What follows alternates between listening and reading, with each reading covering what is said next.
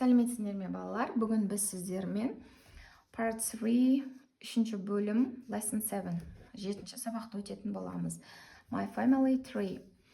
Carla, Don, Jean, Rob, Tina and me. Hi, I'm Bruce. Сәлем, мен Bruce. Meet my family.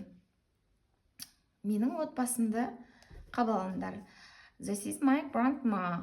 Бұл менің әжем. Carla дейді. And this is my grandpa. Және менің атам. Мына жерге қойып шығамыз, я? Don дейді. Мұнда жазамыз Don деп. Look at my mom. Қарашы, менің анам дейді, я? Анасы оның Jan, я? Мына жазамыз.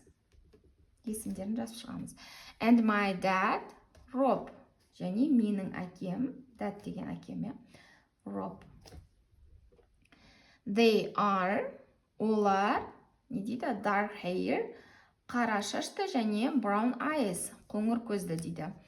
This is my sister. Бұл менің әпкем. Я, әпкем, мұнда жазамыз есімін Tina деп жазамыз. She's kind and friendly. Ол мейірімді және досшыл. My family is great. Менің отбасым керемет дейді. And exercise 1.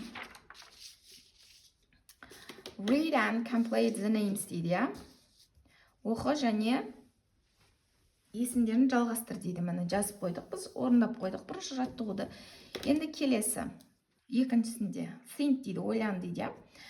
What are the names of the people in your family? Сенің отбасы мүшелеріндегі адамдардың келбеті қалай дейді, олар қалай көрінеді дейді. Және what do they look like дейді.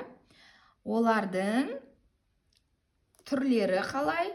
What do they like? Олардың мінездері қалай деп тұр, я?